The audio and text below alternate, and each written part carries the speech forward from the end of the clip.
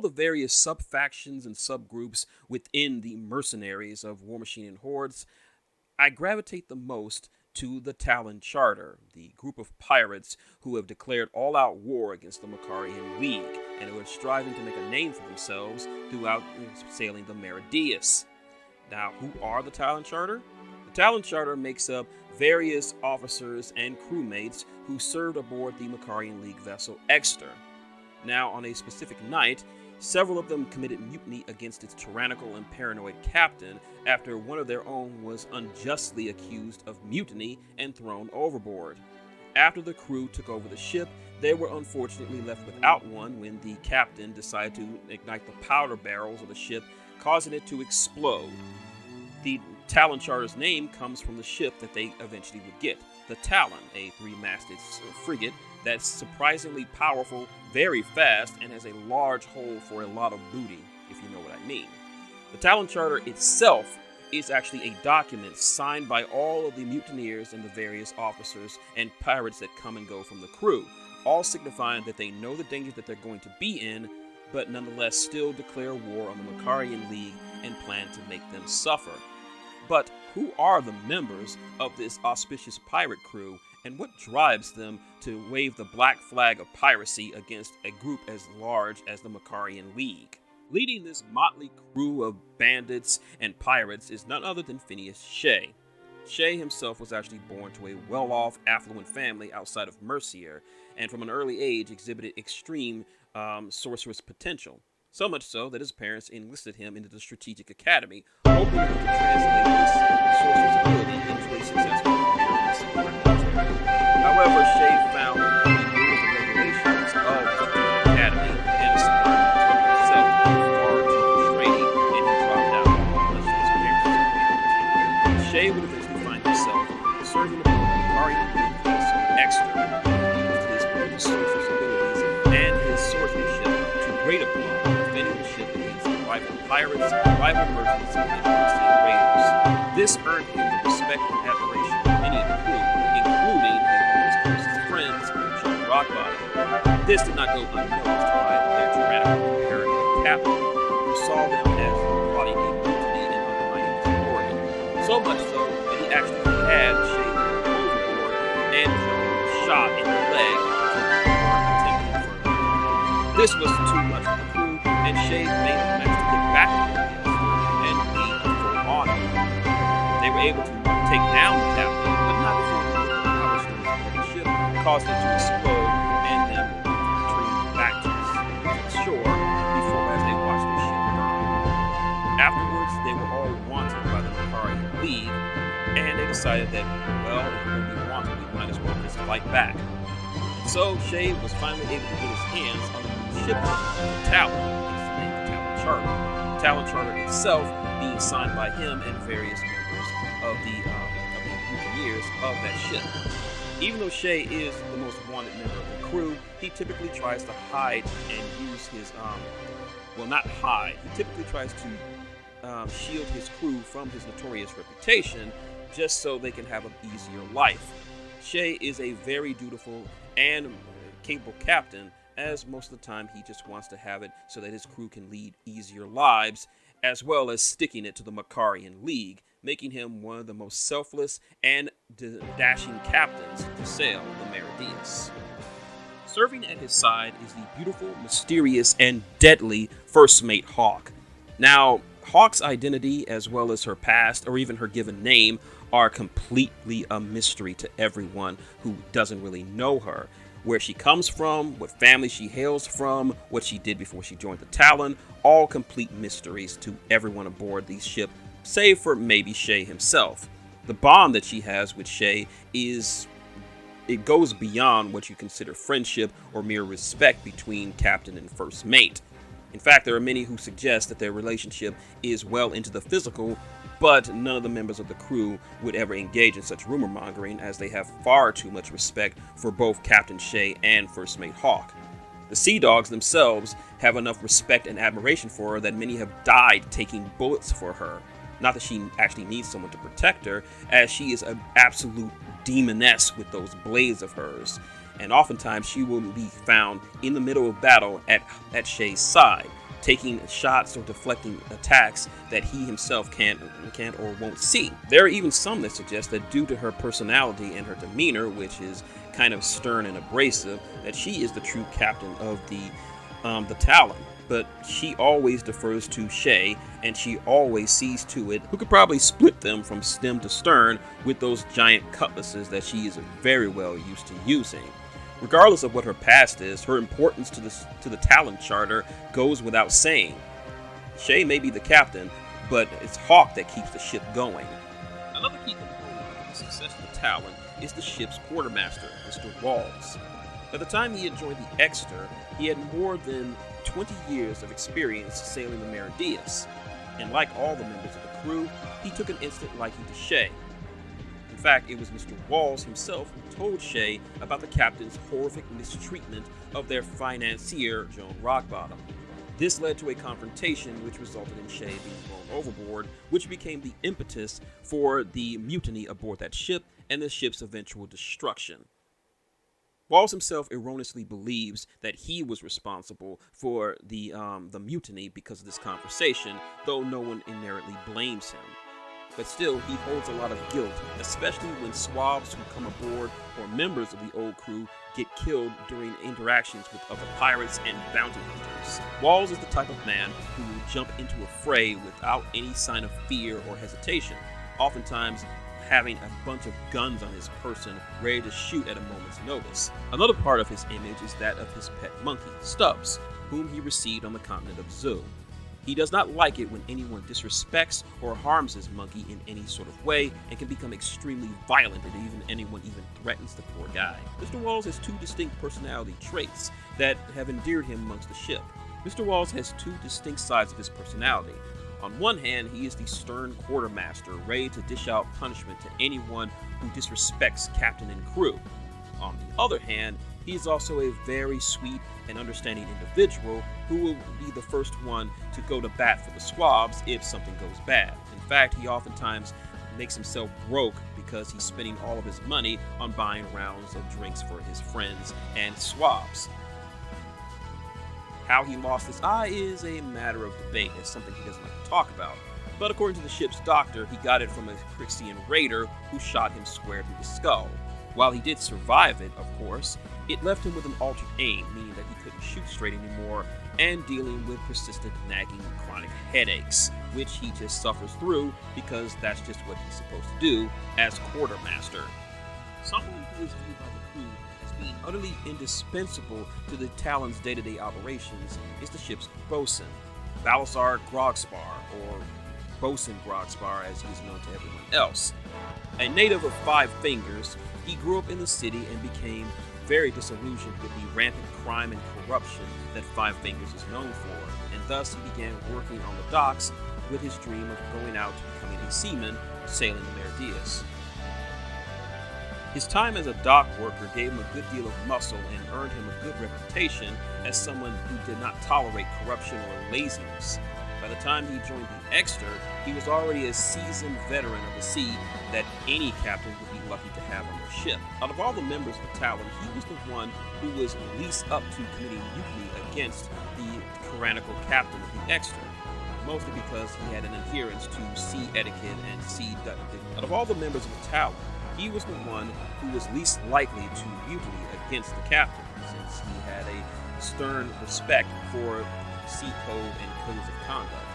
In fact, it was Mr. Walls who finally convinced him to join the mutineers. He would have more than likely sided with the captain if he hadn't destroyed the Exeter, because you see, Grogspar has a unique relationship with the ships he serves on. He seems more loyal to the ship itself than the captain and crew that served on the ship itself. So when the captain destroyed the Exeter, he took it personally. So much so that he made it his mission to execute him by tying him to the cannon and firing it until he died from it. This one act cemented him as a person not to be messed with. While Grogspar is a loyal and capable member of the crew, he is somewhat crotchety and grumbly. He doesn't really like to talk about the mutiny itself, deeming it as an incident not worth discussing. In fact, he can be downright insubordinate at times towards Captain Shae, But the seasoned captain decides to let him go with most of that kind of stuff, mainly because it was Grogspar himself who fished him out of the water when he was thrown out in the initial incident that sparked the mutiny. But Grogspar's connection to ships only goes to ones that he serves on. He takes somewhat of a sadistic level of pleasure watching an enemy ship burn and sink beneath the waves, taking its crew with him. Regardless of his own misgivings about the mutiny and serving as a pirate, he is nonetheless a man who can pretty much do anything on the ship that is required of him, whether it be rigging masts, weighing anchor, manning cannons, steering the ship, or whatever needs to be physically done. If it's on the ship, then you can count on bosun Grogspar to do it as best as anyone else. Probably one of the more unique officers aboard the ship is that of the ship's doctor and cook, Creed Killingsworth, or as everyone refers to him as, Doc Killingsworth. Now, despite this title and his position as ship's doctor, Killingsworth has really no formal medical training whatsoever.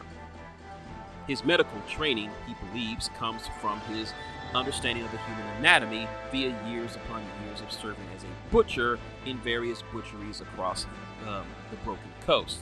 In his own words, cutting up meat and cutting up a human really aren't that dissimilar. His exact past is something of a mystery, as he oftentimes changes his city and country of origin, as well as his race, so many times that no one knows exactly what the truth is.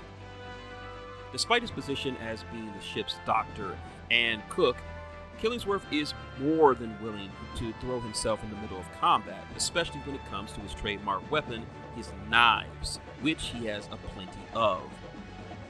His accuracy with throwing them comes from his years of serving as a butcher in those various butcheries, using them to bullseye rats that get into his place. And it also led to another reputation of his cleanliness. He will oftentimes use those same knives that he used to kill people or kill rats and vermin, and then use them to cut up food and serve that food to the ship's crew without really cleaning. But despite this disgusting habit of his, the crew of the Talon say that his food is almost always good to excellent, depending on what ingredients you give him. And a common rule amongst the crew when it comes to Killingsworth's food, don't ask where he gets the meat from. It's better that way. As for his skills as a doctor, while he is mostly untrained and a bit crude in some areas, his treatments tend to be very effective. In fact, there isn't a member aboard the Talon, either the Sea Dogs or the officers, who have stated that who hasn't been helped by Killingsworth and whose lives haven't been saved by his crude methods. His most famous patient being that of Lord Rockbottom. Probably his most famous patient would that be of Joan Rockbottom. It was Killingsworth who amputated his leg when it turned gangrene, and during the Exeter. Regardless of his questionable skills, both as a physician and as a chef, it goes without saying that his skills have saved more lives than they actually have hurt, and that his food helps keep the crew nourished and well fed, so long as you don't inquire too much about where the meat comes from. One of the most important members of the Talon is also its smallest member, and one that has been mentioned many times in this video, that of the financier Joan Rockbottom. Much about Rockbottom's past remains shrouded in mystery and misinformation. There are some who say that he was actually excommunicated from rule over a violation of the Edict of Ownership by the Moot of 100 Houses. While they didn't have the evidence to execute or confine him, they still exiled him for certain charges and found that it would be best for him to never come back to rule ever again.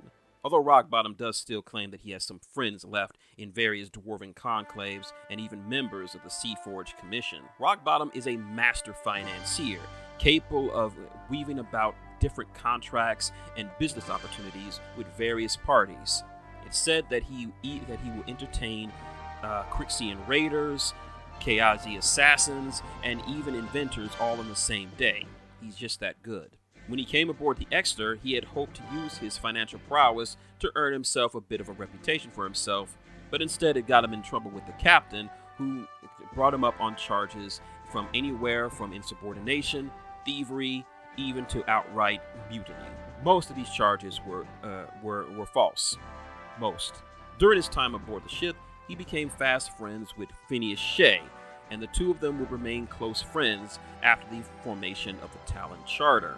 It is through Rockbottom and his endless connections and different financial business partners that allowed the Talon to run efficiently. He even has a small town somewhere on the Meridius called Bottomington, which serves as the base of operations for the Talon's crew to rest, resupply, and hide out from the law.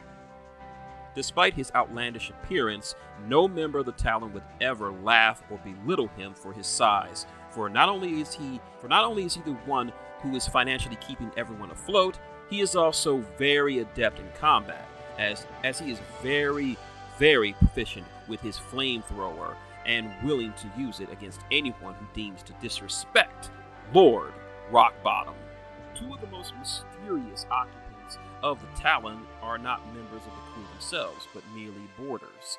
That of the duo of Lady Aiyanna and Master Holt. Now, at this point, elves seen outside of the kingdom of Ios were a rare thing, as Ios itself is very insular and xenophobic, and even other encounters with elves have been tense to say the least, as elves have been shown to be arrogant and aloof with a distinct disdain for humanity.